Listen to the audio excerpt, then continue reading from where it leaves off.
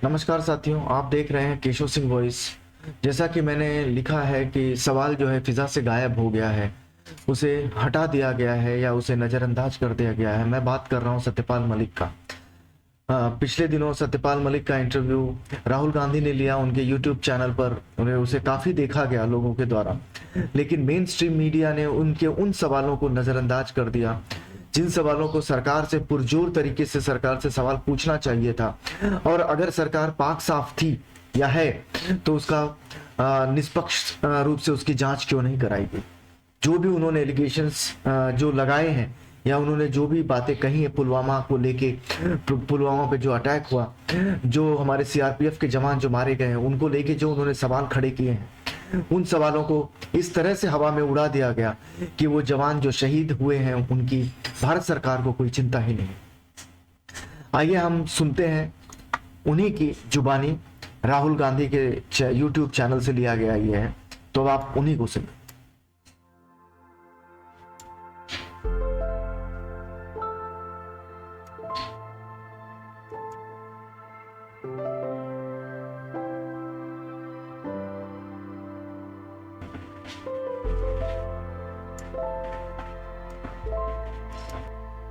तो आप कब से हैं राजनीति में? मैं राजनीति में स्टूडेंट लाइफ से हूँ, क्योंकि मैं अपनी यूनिवर्सिटी में प्रेसिडेंट था ट्वाइस। और जिस साल मैं यूनिवर्सिटी छोड़ रहा था तभी मुझे चरण सिंह जी ने बुलाया, और चरण सिंह जी के तब 30 MLAs छोड़ गए थे। किस साल की बात है? ये दैट इज़ 1973। तो उन्होंने कहा सतपाल देखो बेईमान, मैंने पार्टी बनाई थी किसानों की, मुझे छोड़ दिया। मेरा हाथ पकड़ के उन्होंने बड़ा इमोशनल होकर कहा कि तुम इस पार्टी को संभालो, किसानों की पार्टी है, और किसी से बात मत करो। अभी जाके मेरी मीटिंग है शाम को 5 बजे जिम खाना में, उससे पहले अनाउंस कर दो तुम मेरे साथ हो, और किसी से मत मशवरा। जैसे उन्होंने कहा था वैसे ही किया, और नेक्स्ट डे आ गया कि मैं उनके साथ हूँ। उन्होंने सारी पार्टी मुझे सौंप दी, जनरल सेक्रेटरी बना दिया। उसके बाद उन्होंने MLA लड़ाया, तो मैं 26 साल की उम्र में 74 में MLA हो गया। फिर राज्यसभा का मेंबर हुआ, 2 बार लोकसभा का हुआ, मिनिस्टर हुआ, और अब गवर्नर हुआ। तो तब से लड़ाई झगड़ा कुछ ना कुछ चलता रहता है। बट होल टाइम पॉलिटिक्स में आ गया, फिर प्रैक्टिस वगैरह नहीं कर पाया। तो कैसे थे वो चरण सिंह? चरण सिंह जी वो अच्छे थे। तो उनकी दिक्कत क्या थी कि उनको किसी भी तरह प्राइम मिनिस्टर बनने का एक सपना देखते थे वो। हाँ। तो उसमें उन्होंने इधर उधर किया, और वो कल्चर्ड, ईमानदार, बहुत स्वीट आदमी थे। बट ये मतलब हमारे जो पॉलिटिशियंस है, काफ़ी लोगों को ये हो जाती है कि बस बनना ही बनना है। हाँ, मतलब सब कुछ कॉम्प्रोमाइज़ करके बनना है। मैं आपको कह रहा हूँ, आपकी पूरी जो स्ट्रेंथ है जो किसी के पास नहीं है, वो ये है कि मुझे कुछ नहीं चाहिए। इससे सामने वाले सब खलास हो जाते हैं। बट ये होता क्यों है कि मतलब इतनी मतलब इम्पेशंस हो जाती है कि बस हर हालत में ही, मतलब काफ़ी पॉलिटिशियंस ऐसे होते हैं। आज़ादी के फ़ौरन बाद तो राजनीति एक तरह से कर्तव्य था, और लोग करते थे उसको उस तरह। फिर ये प्रोफेशन हो गया, और अब ये बिजनेस हो गया है। आप जम्मू कश्मीर में जब थे, जी, मतलब बड़ा कॉम्प्लिकेटेड टाइम था, बहुत कॉम्प्लिकेटेड। उसके बारे में आपकी क्या राय है? क्या मेरी ये राय है कि जम्मू कश्मीर को आप ज़बरदस्ती या फौज से ठीक नहीं रख सकते हैं। वहाँ के लोगों को जीत के आप कुछ भी कर सकते हैं, और वहाँ के लोग एमिएबल हैं। ऐसा नहीं कि इम्पॉसिबल है। मैंने तो देखा, मैंने उनको अपने साथ किया। आपने अंदर से डिटेल से देखा, सोल्यूशन वहाँ किस बेसिस पे आएगा? इमीडिएटली तो उनकी स्टेटहुड वापस करना चाहिए। उनको इतना 370 नहीं चुभा जितनी स्टेटहुड लेकर यूनियन टेरिटरी बनाना चुभा। और यूनियन टेरिटरी इन्होंने किस लिए बनाया, जो मुझे लगता है, मुझे नहीं बताई वो बात। इनको ये अंदाज़ा था कि पुलिस रिवोल्ट कर जाएगी, जबकि ऐसा नहीं था। पुलिस इतनी फेथफुली रही भारत सरकार के साथ कि ईद का महीना था, एक सिपाही ने छुट्टी भी नहीं मांगी, वहीं लाइन में रहे। तो एक तो स्टेटहुड, और उनका प्रॉमिस भी है अमित शाह का हाउस में, उसको इमीडिएटली वापस करना चाहिए, और फिर इलेक्शन करा देने चाहिए। बट जब मैं जम्मू गया, ये जम्मू के लोगों को भी ये लगता है कि हमारा मतलब स्टेटहुड ले लिया। हाँ, उससे तो वो भी खुश नहीं है। सबसे ज़्यादा वही चीज़ चुभी है। तो ये मतलब कर क्यों नहीं रहे इसको? पता नहीं, मेरी बात हुई, मैंने कहा वापस कराइए, तो बोला कह दिया होगा, क्या जरूरी है वापस कराना, चल तो रहा है सब ठीक। कहाँ ठीक चला, सारी इंसर्जेंसी वापस आ गई है, टेररिस्ट एक्टिव हो गए। अब तो काफ़ी घटनाएं हो रही हैं। अब तो जगह जगह हो रही हैं। राजौरी में रोज़ होता है, ऊपर कश्मीर वैली में रोज़ कुछ ना कुछ होता है। आपकी क्या राय है उसके बारे में, पुलवामा के बारे में? पुलवामा के बारे में मैं ये तो नहीं कहता इन्होंने कराया, बट पुलवामा में इन्होंने उसको इग्नोर किया और पॉलिटिकल इस्तेमाल किया अपने लिए, क्योंकि उसमें इनकी स्पीचेस हैं जिसमें ये कहता है कि जब वोट देने जाओ तो पुलवामा की शहादत को याद रखना। जैसे ही मैंने पुलवामा के बारे में सुना, मुझे पता लगा कि हमारे जो शहीद हैं एयरपोर्ट आ रहे हैं, जी। तो मैं सीधा एयरपोर्ट गया। हमारी सिक्योरिटी वालों ने मुझे कहा कि नहीं नहीं नहीं आप मत जाइए, मगर मैंने कहा मैं जा रहा हूँ, तो मैं एयरपोर्ट में चला गया। और एयरपोर्ट में उस टाइम मुझे कमरे में बंद कर दिया और मुझे कहा कि देखिए आप कमरे से नहीं निकल सकते। मैंने कहा मतलब?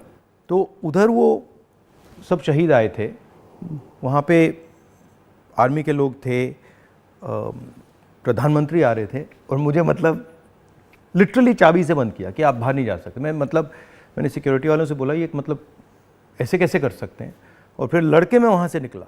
तो मुझे लग रहा था कि एक पूरा वहाँ पे शो सा क्रिएट हो रहा था। हाँ वो था ही, वो प्रधानमंत्री को श्रीनगर जाना चाहिए था, राजनाथ सिंह आए थे, मैं था, हम लोगों ने श्रद्धांजलि दी थी, प्रधानमंत्री को उसी दिन जाना चाहिए था। नहीं, मगर मुझे उसमें क्या शौक लगा कि ऐसे लग रहा था कि एक कोई बड़ा इवेंट सा हो रहा है ना इसके लिए, और वहाँ पे प्रधानमंत्री आए हैं और ये पूरा मतलब जैसे देश को दिखा रहे हैं कि भैया देखो, काफ़ी डिस्टेस्टफुल सा था।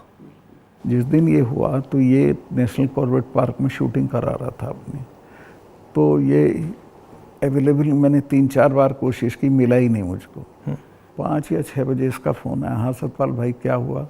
मैं कहा हमारे इतने लोग मर गए हैं और हमारी गलती से मरे हैं। तो बोला नहीं नहीं चुप रहना, अभी कुछ नहीं बोलना इस पर।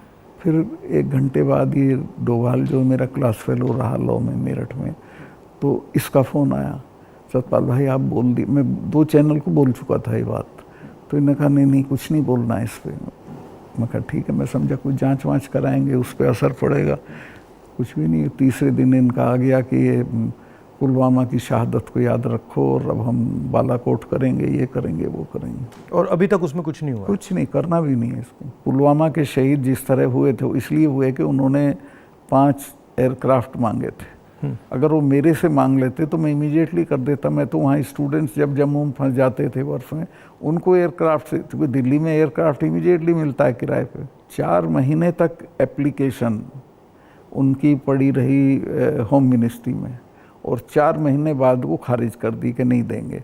तब वो सड़क से चले। इतना बड़ा मतलब 4 महीने के लिए वो चले ही नहीं। चले ही नहीं, इसलिए कि वो सड़क से चलना बिल्कुल इनसिक्योर होता है, वो उनके उसमें नहीं है सिस्टम में। 5 जहाज मांगे थे उन्होंने, वो नहीं दिए, 4 महीने तक लटकाए रखे। और तो 4 महीने के लिए क्या होल्ड पे थे क्या? होल्ड पे थे सब। मेरे सामने नहीं आई, अगर मेरे सामने आई होती तो मैं उसमें कुछ करता।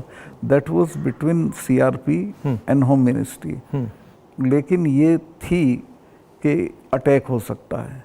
इसके अलावा वो जो गाड़ी टकराई थी वो 10 दिन से घूम रही थी वहाँ, पूरा आप समझिए कि भरी हुई विस्फोटक से। वो कैसे मतलब इतना एक्सप्लोसिवली कैसे मतलब ऐसे घूम रही थी? सिस्टम नहीं था ठीक से। और जब मैं गया हूँ फिर पुलवामा होने के बाद, तो जो 10 किलोमीटर का स्ट्रेच है उसमें लगभग 8-10 लिंक रोड मिलती हैं। एक भी सैनिटाइज नहीं थी उस दिन। बल्कि हम तो जब अपनी पुलिस को भेजते थे कश्मीर की, तो पूरी रोड पे सिविल ट्रैफिक बिल्कुल रोक देते थे, सैनिटाइज कर देते थे, तब भेजते थे। ना हाईवे सैनिटाइज था, ना वो लिंक रोड। और लिंक रोड जहाँ हाईवे में मिलती है वहाँ रिवाज ये है कि वहाँ एक जिप्सी खड़ी होनी चाहिए जो उसे रोक दे कि नहीं भैया काफिला चला जाए सीआरपी का, तब जाना। ब्लॉक कर कुछ नहीं था, there was nothing like that. तो जब आप वहाँ गए, जैसे पॉलिटिक्स में हम ऐसी घटनाओं में जाते हैं, तो जब हम कहीं पहले पहुँचते हैं कोई माइंड में कोई फीलिंग आती है, तो इसमें आपकी क्या फीलिंग आई थी जब आप पहली बार वहाँ गए? आप मेरा यकीन करेंगे, आई वॉज इन टीयर्स। और मैंने इसको फ़ोन किया, मुझे नहीं मिला। जब 5 बजे मेरी बात हुई तो मैंने कहा हमारी गलती से हुआ ये। तो बोला नहीं नहीं इस पर आपको चुप रहना है। मैं चाहता था कि कुछ सर इसमें कटने चाहिए जिनकी जिम्मेवारी थी, कुछ भी नहीं। किसी का नहीं, कुछ नहीं हुआ। उसको इलेक्शन के लिए यूज़ करना चाहते थे कि ये पाकिस्तान ने किया, हमारे जवान मारे और अब हम हराएंगे। भारत जोड़ो यात्रा में हम वहीं से निकले, एक्चुअली साइट से निकले, पुलवामा से।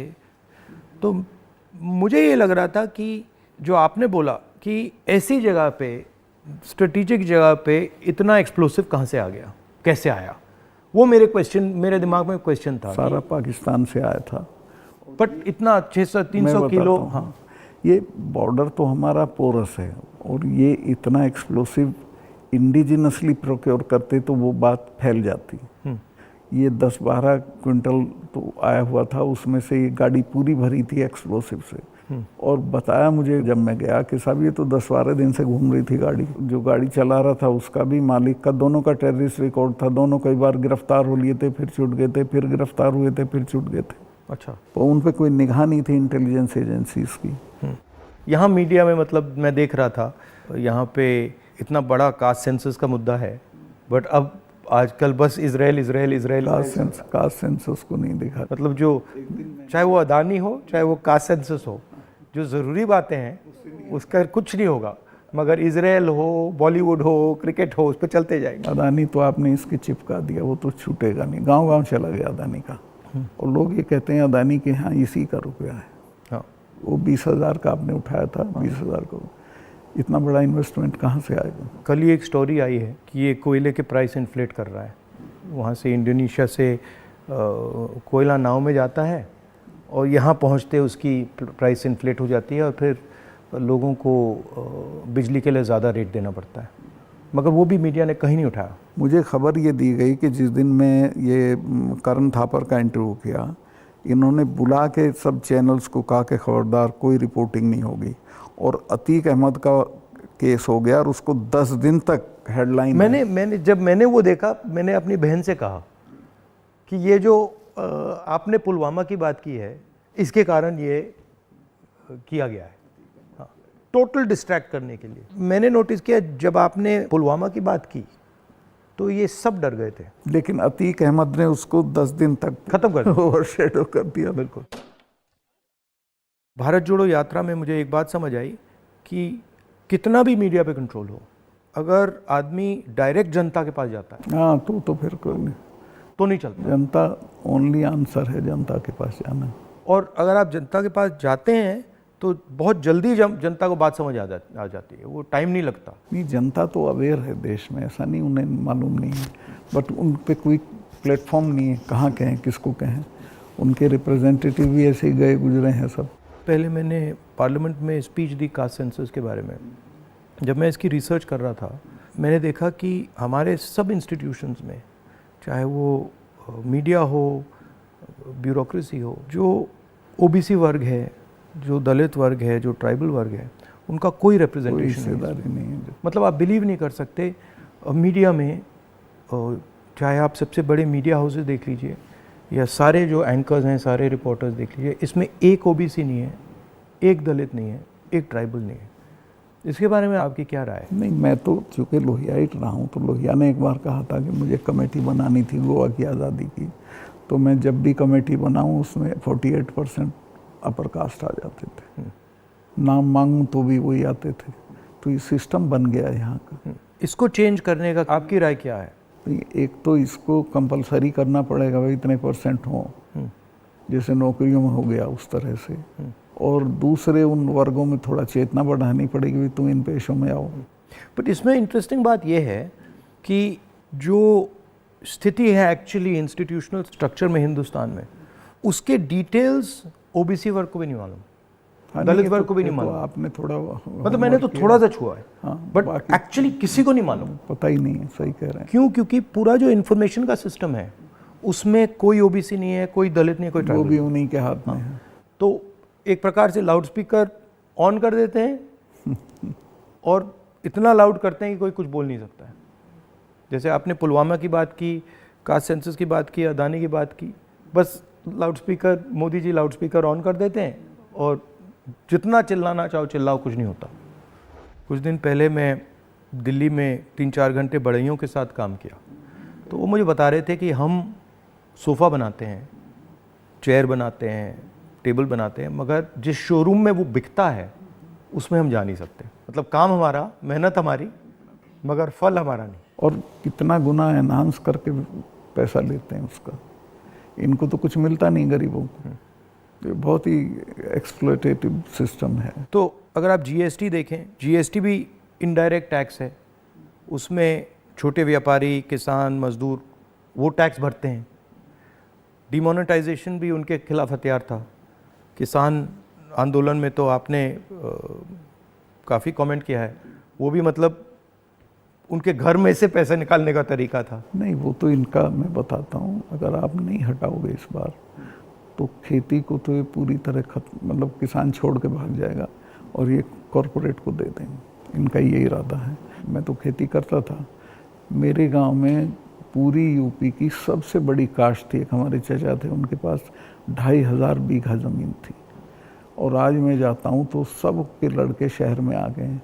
चूँकि एजुकेशन नहीं है, हेल्थ सर्विसेज नहीं है और सिक्योरिटी नहीं है, तो वो बटाईदार को देके वो धीरे धीरे ख़त्म हो जाएगी खेती। खेती को ख़त्म करेंगे, फौज ख़त्म करी दी से ये ला के अग्निवीर में कौन इतने से अरसे के लिए अपनी जान देगा। तो ये शने शने सब लोगों को, ये हर इंस्टीट्यूशन को पकड़ के ख़त्म कर देते हैं। इनकी मतलब इमीडिएटली ये, चाहे वो सेना हो, सरकार हो, ब्यूरोक्रेसी हो, इलेक्शन कमीशन, जैसे इनके हाथ पड़ता है वो अपने लोगों को बैठा के कुछ ना कुछ उल्टा। मैं आप एक स्टडी करा लीजिए, सेंट्रल यूनिवर्सिटी के जो वाइस चांसलर्स हैं पिछले 1 साल में लगे हैं, वो 100% वो हैं जिनके संघ से कनेक्शन थे। उसके बिना आप कोई नौकरी नहीं पा सकते हैं आज, और सेंट्रल यूनिवर्सिटी की तो बिल्कुल नहीं पा सकते हैं। जो इंटर कॉलेज के प्रिंसिपल होने लायक भी नहीं थे, वो वीसी लगे हुए हैं सब जगह। मतलब इनका शिक्षा का सिस्टम नहीं रहा, अब कंट्रोल का, माइंड कंट्रोल का सिस्टम बनाने की कोशिश। आपके मुताबिक इम्प्रूवमेंट लाने का क्या तरीका है? देखिए, सबसे बेसिक सवाल है कि किसान को उसकी फसल का दाम सही नहीं मिलता है, और उसके चलते वो हर साल गरीब होता जाता है। जो एक फसल का दाम पिछले साल था, खाद का और बाकी चीज़ों का जो दाम था, उसकी तुलना में इस साल में और फ़र्क हो जाता है। तो उसकी परचेजिंग पावर हर साल कम होती चली जाती है और उसे पता नहीं चलता।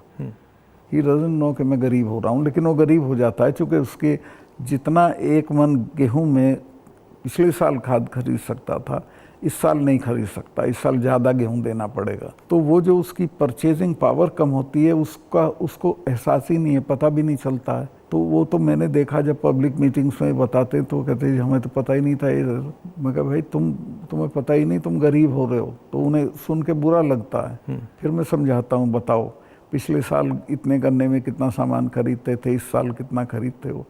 तो सबसे पहले है कि जो पैरिटी ये है एमएसपी, इसको लागू करना चाहिए।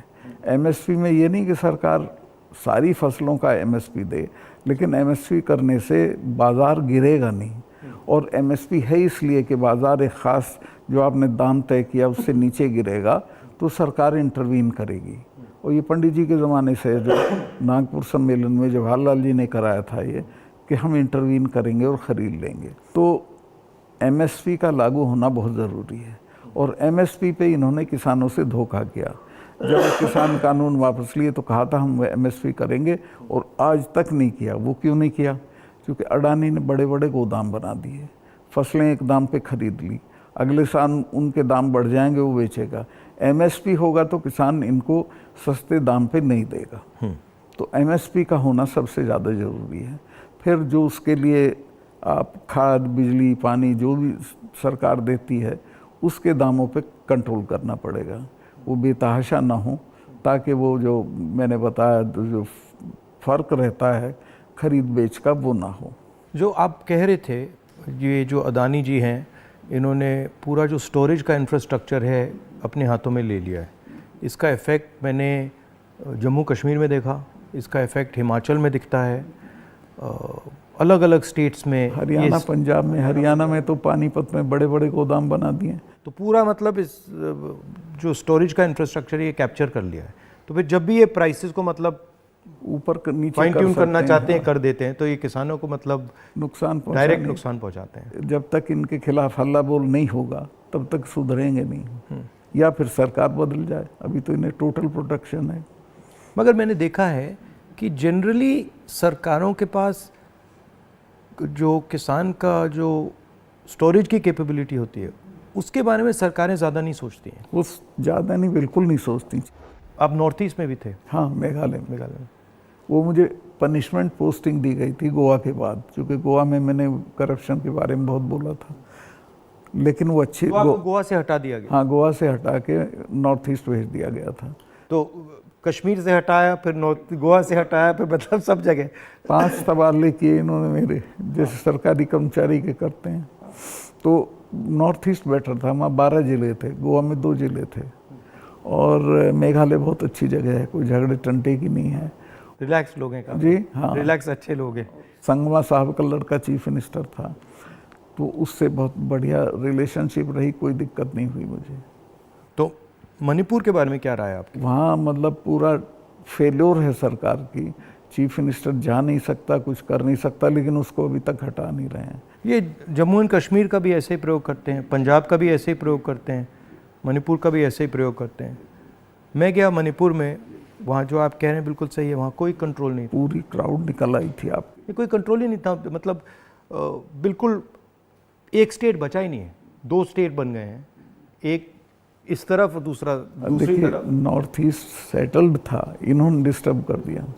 सब जगह ये कुछ ना कुछ मतलब अपना करते रहते हैं। और 6 महीने की बात है, मैं लिख के दे रहा हूँ, बिल्कुल नहीं आएंगे पावर में। नहीं, एक्चुअली अगर ज़मीन पे जाएं तो बहुत नफरत है लोगों को, बहुत शदीद, पूछिए मत आप। मुझे लगता है कि हिंदुस्तान की राजनीति में आज 2 विचारधाराओं की लड़ाई है, एक आरएसएस गांधी वाली, एक आरएसएस और एक गांधी वाली, और दोनों एक प्रकार से हिंदुइज्म के एक्सप्रेशन है। दोनों एक विजन है हिंदुइज्म का, एक अहिंसा का, एक भाईचारे का, और दूसरा जो आरएसएस का, जिसको मैं डिस्टॉर्टेड विजन कहता हूँ, वो नफ़रत का, हिंसा का।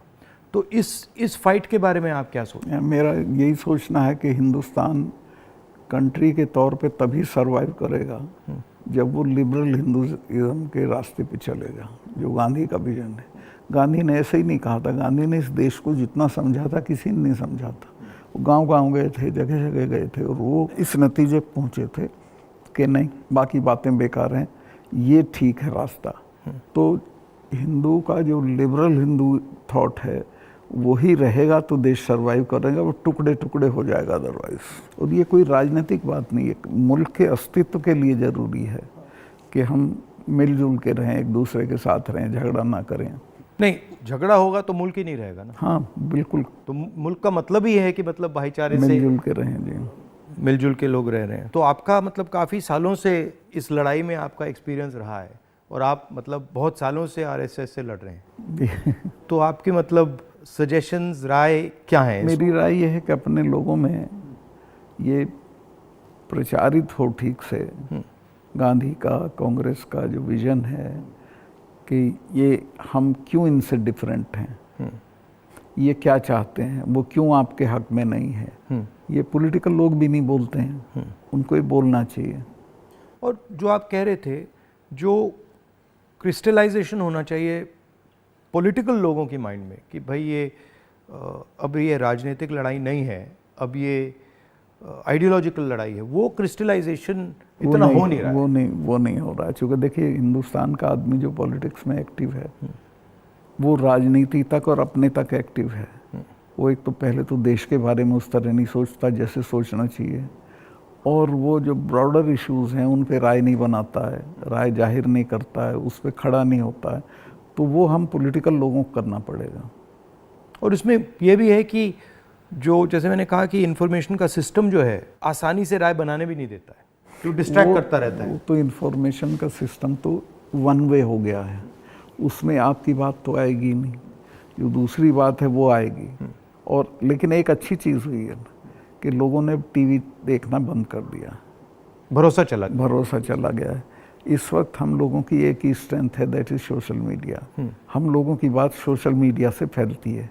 ये उसको भी रोकने के सिस्टम ढूंढ रहे हैं, कैसे रोका जाए, वो अभी नहीं हुआ है, लेकिन वो हमारी स्ट्रेंथ है। जो प्रिंटेड मीडिया है, इलेक्ट्रॉनिक है, इस सब को इन्होंने कंट्रोल कर दिया, वन साइडेड कर दिया। लेकिन अच्छी बात यह कि लोग भी उसको समझ गए हैं, तो इनकी बात को यकीन नहीं करते, वो कहते नहीं ये तो गड़बड़ है। आपने कहा कि सोशल मीडिया में मतलब हमारा थोड़ा सा असर है, बट मेरे अकाउंट्स को तो पूरा सप्रेस किया जाता है, जैसे चाहे वो मेरी यूट्यूब हो, फेसबुक हो। नहीं, आपके होगा, पर आपके समर्थन में जो लोग करते हैं वो उसे नहीं रोक पाते, मगर जो वही है आपकी स्ट्रेंथ। जो सेंट्रल मेरा अकाउंट है उसको तो पक्का रोकते, मेरा यूट्यूब अकाउंट को तो पूरा दबा रखते। मेरा भी कुछ नहीं है, कहीं कुछ नहीं आता है, लेकिन जो हम लोगों के पक्ष में बात बोलते हैं वो फैलती है। मैंने देखा है कि जब भी सरकार पे कोई प्रेशर आता है, जैसे अगर कास्ट सेंसस की बात हो, अदानी की बात हो, एमएसपी की बात हो, किसानों की बात हो, तो ये कोई ना कोई गिमिक निकाल देते हैं।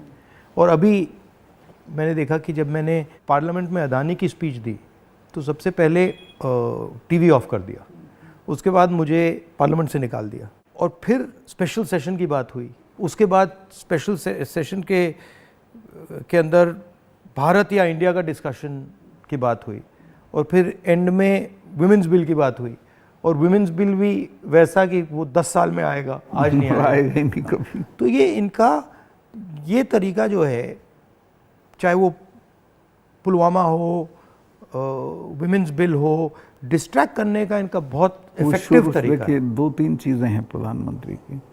एक तो ये किसी भी चीज़ को वो बना देता है इवेंट, छोटे छोटी चीज़ का, और उसका अपने पक्ष में इस्तेमाल कर लेते हैं।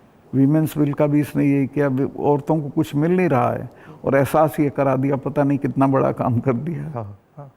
मतलब शो, बहुत ग्रैंड शो होता है। जैसे वो पार्लियामेंट की बिल्डिंग, नई बिल्डिंग में जा रहे थे तो कॉन्स्टिट्यूशन को हाथ में पकड़ के पूरा, मतलब ड्रामा। नई बिल्डिंग वाला, इसकी कोई ज़रूरत नहीं थी, पर उनको पत्थर लगवाना था कि मैंने बनवाई थी एक पार्लियामेंट। लेकिन वो हर चीज़ को उसी तरह से बहुत मैग्लोनिया की तरह करते हैं। जैसे पुराना हाउस है, उसमें अगर आप एक्सपेंशन करना चाहते हैं तो सेंट्रल हॉल में आप लोकसभा डाल दीजिए, लोकसभा में आप राज्यसभा डाल दीजिए, हो गया काम। मतलब सेंट्रल हॉल में, मतलब वो बिल्डिंग तो उसकी अगर केयर हो भी कई सौ साल चलेगी। हाँ, तो बिल्कुल। और अगर आपको सेंट्रल हॉल चाहिए तो एनेक्सी में सेंट्रल हॉल कर देते। बिल्कुल। तो प्रॉब्लम ही नहीं थी, बट प्रॉब्लम क्रिएट करके, शो करके पूरा, मतलब इससे देश को काफी नुकसान होता है, क्योंकि नुकसान होता है। लेकिन एक अच्छी चीज़ ये है कि लोग इसको समझ रहे हैं। लोग ना समझें तो दिक्कत है, लोग हर चीज़ समझ रहे हैं। मैं तो बिल्कुल नीचे तक जाता हूँ, वो सब बोल रहे हैं इस चीज़ को कि साहब इसको करना वरना कुछ नहीं है, ये ऐसे ही करता रहता है। और एक्चुअली जब मैं इनके भाषण सुनता हूँ और इनकी जो पॉलिसीज़ देखता हूँ, तो एक्चुअली डेप्थ नहीं है, डिटेल में नहीं जाते। ज़रूरत नहीं है उसको सिर्फ रूल करना है, कोई इम्प्रूवमेंट नहीं करना, कोई चेंज नहीं करनी है, सिर्फ राज करना, जिसे बोलते हैं ना बहुत क्रूड लैंग्वेज में, सारा राज है, राज करना है, दैट्स ऑल। और वो उस तरह से जो जवाबदेही जनता के लिए होती है वो महसूस भी नहीं करते हैं। आपने काफ़ी बहादुरी के साथ जो पुलवामा के बारे में बोला, आपने जो अदानी के बारे में बोला, किसानों के बारे में बोला, तो फिर आपको धमकाया गया, सीबीआई इंक्वायरी कराएगी, सब शुरू हो गया, पूरा इनका सिस्टम चालू हो गया। आप हैरत करेंगे, ये कानून है कि जो शिकायत करता है उसको सज़ा नहीं दी जाती है। मैंने शिकायत की जिनकी की, उनका आज तक इंटरोगेशन नहीं हुआ। मेरे यहाँ 3-3 बार आ गए, मेरे स्टाफ के लोगों के फ़ोन ले गए सीबीआई वाले। मैंने कहा भाई तुम कुछ कर लो, मेरा कुछ नहीं बिगाड़ सकते, मैं तो फ़कीर हूँ, मेरे बिना कुछ है। तो तंग आ गए वो, लेकिन करना पड़ा। फिर यही कहते थे लास्ट में, साहब नौकरी कर रहे हैं मुकदमा। वो मुझे भी यही कहते थे कि भाई अब छोड़िए, मतलब हमें दबाया जा रहा है, हमें करना पड़ रहा है, इसमें कुछ है नहीं। उनकी भी मजबूरी है, उनकी मजबूरी है, क्या करें। हम बात कर रहे हैं तो इसके बाद में आप पर भी थोड़ा आक्रमण करेंगे। जब भी हम किसी से बात करते हैं एकदम आक्रमण शुरू हो जाता है उन पर। हाँ, नहीं करेंगे, मेरे पे तो करते रहते हैं, ज़्यादा दिक्कत नहीं, आपको कोई फर्क नहीं पड़ता। थैंक यू, बहुत अच्छा लगा, हमें बहुत अच्छा लगा, थैंक यू।